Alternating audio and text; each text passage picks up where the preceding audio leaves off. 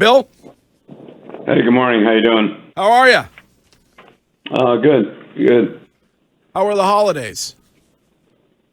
Holidays were busy, but all good. And yeah, good to play well yesterday. Good to get back on track, and so ready for 2022. I saw that Mac Jones gifted the O-line with a Bitcoin for Christmas. Did he give you one? Yeah, no, I'm not on that. You're not on the crypto? I'm not on Bitcoin. Ooh, would you give us a crypto recommendation then, Bill? Maybe the Doge or what? Which crypto? Which cryptocurrency are you into? Yeah, I don't even know what cryptocurrency is. So. All right. Well, we can get right to football. I know Wiggy is itching to talk to you. Wish the coach Happy New Year, will you, please? Well, Happy New Year, Bill. Congratulations to heading back to the playoffs. I know that you've been doing it. It seems like every single year you coach, it gets harder and harder. But one thing that we kind of talked about last week was the third down, especially offensively. Yesterday, you guys were 8 for 10. And the one thing that I looked at is that 8 of those first downs that you were able to get out of the 8 of the 10 that you were in 5 yards or less.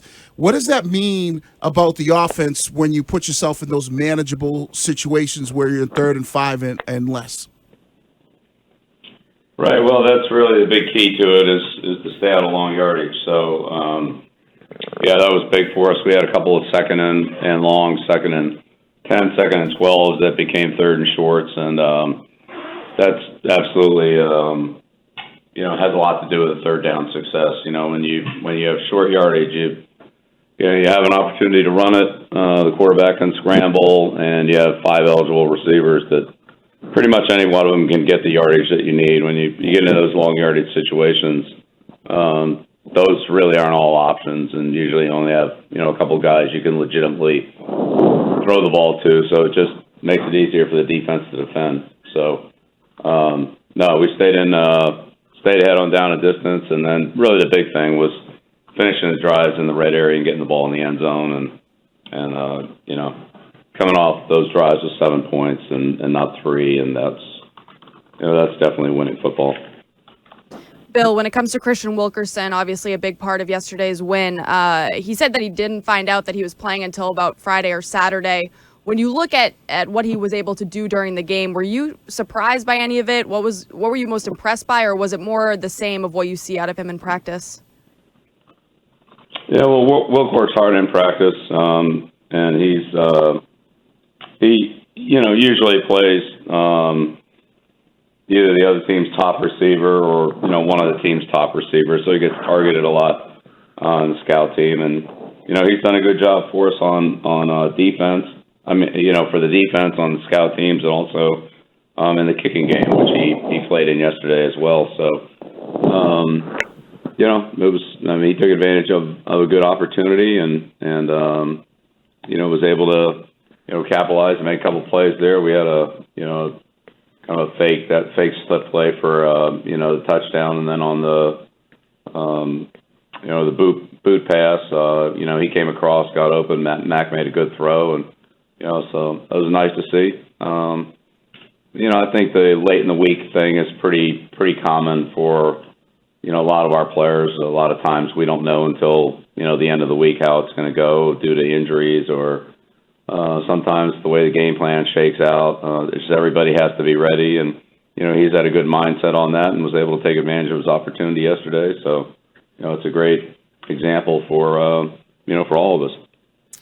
Bill, Jacoby Myers said that this team had a look at ourselves in the mirror moment this week.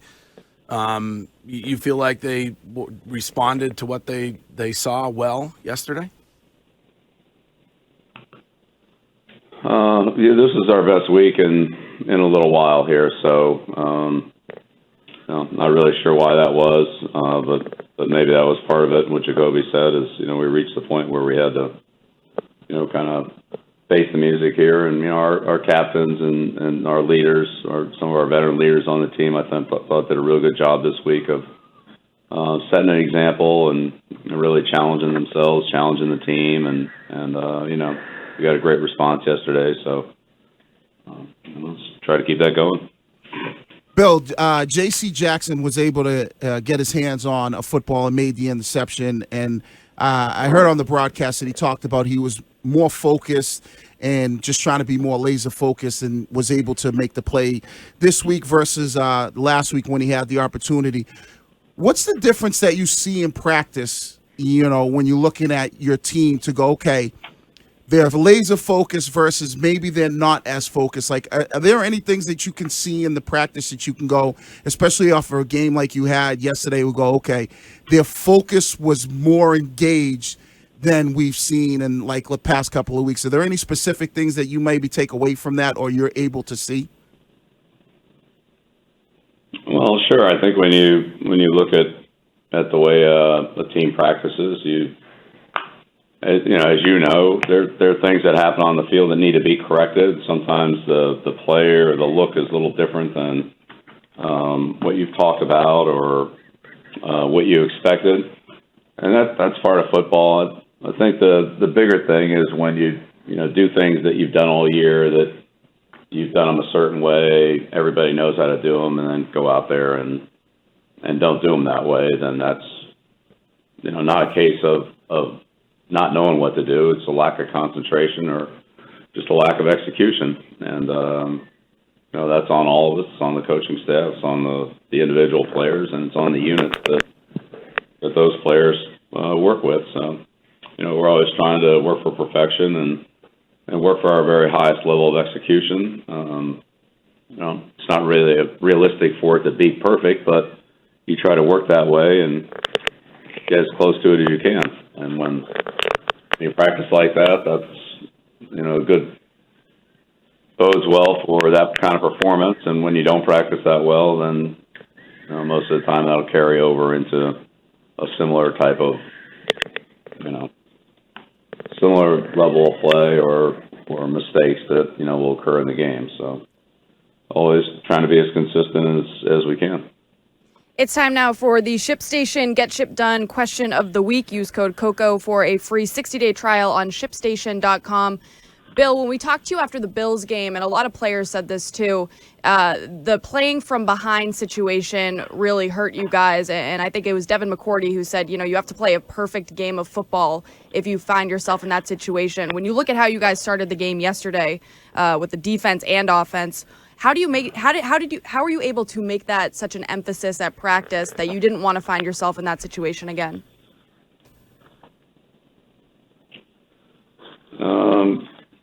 Yeah, again, that's our goal every week. Some weeks it worked out better than others, but certainly worked out well yesterday. And it's just starting the game with, again, a high level of awareness and aggressiveness, and trying to make plays right off the bat, and at the same time have good communication, good awareness, good decisions, because your opponents will a lot of times throw new things at you or things a little bit different that you have to adjust to. So it's a balance of all those things, and trying to get it in all three phases of the game: offense, defense, and special teams. But always trying to do that. That's always our goal, and hopefully we can do that in all the games that we have left. Bill, obviously you've probably seen the Antonio Brown situation, and when I played in the league, there were a lot of things that, we had at our, kind of like at our call to help us deal with mental health issues. I know things have probably changed since then. Like, what are some of the things that you now have to employ as a coach, especially with your players, because you never know what guys could be thinking or dealing with?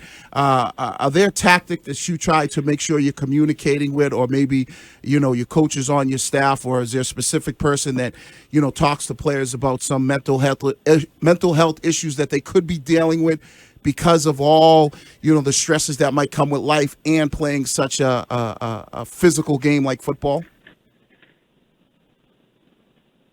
Well, yeah, that's important for all of us. We have a number of people who are involved in one way or another in that area. Certainly our medical staff, but there's an awareness from other people in the organization. coaches and other staff members and so forth. So,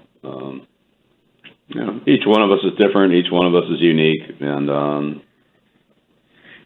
we try to, have a team structure and then we have to, work individually with guys as stuff comes up. We've had, like players last year, like the situation where, look, there's multiple situations, but where things come up that, where we can be helpful, we try to do that. And I didn't really see what happened yesterday, so this isn't about that. It's just in general that's how we try to handle the mental health side of it. Very important, and it's something everybody's very aware of. We talk about it on a pretty regular basis, and football players are tough. They like to block out and try to block out distractions and things that are could affect them on the football field, but at the same time you've got to live your life and deal with other things, and so it's trying to find that balance. Bill, when you start and end a season against the same team like Miami, and you guys will be doing next week, how different of a team is Miami this time around than the first time you guys saw them? What has Brian Flores been able to do with this team as you get ready for Sunday? Yeah, well, we'll take a closer look at them, here as we finish up with Jacksonville. We have staff members that have broken down the film and gotten things ready, but honestly, all my attention and focus has been on Jacksonville, and we'll get to Miami, but obviously they're a solid team. They had a great, played great in the second half of the season or thereabouts, and beat us in the first game. So it's always tough to play the Dolphins. They're well coached. They have a lot of good players, and they've been playing well. So a lot to get ready for, but we'll just try to finish up the Jacksonville game here this morning, and then turn the page and get on to Miami. Have you ever been able to put a finger on why this team sometimes struggles against the Dolphins when it comes to December, January down there?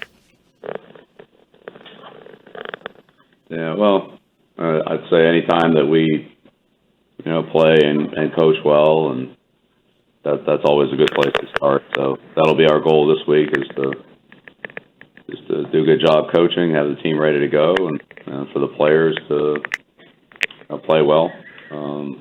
So that's what we'll try to do. I don't think some game that happened in 5 years ago, 10 years ago has anything to do with this. It'll be what happens this week. All right. What about letting us in on what you and Mac were cracking up about on the sidelines yesterday? Was he responding to you? Did you have a joke or did he have a joke? What was going on there? Yeah, well, it's rare to feel that have that type of a lead, and it's just a lighter moment there. But we'll really just happy for the team, happy for the way that our players responded to the challenge, and it was a couple of disappointing weeks there, but it's good to know that we're going to be playing in the postseason, and now's the time for us to prepare and play our best football. So that's what we're all going to try to do. Well, I was hoping that you were saying that, hey, Alabama's got their hands full with Georgia. I'm sure that'll be a great matchup this week from today, right? That'll be a great matchup. So two great programs, a lot of great players, and we have several of them on our team, and they're well represented. So I'm sure they'll all be watching that game with a lot of interest. But right now it's just really getting ready for Miami, and making sure that we do a good job.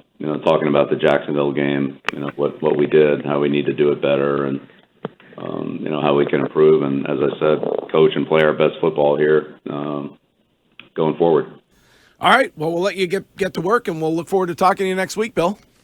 All right. Sounds good. Thanks. All right. Have a good one. Okay.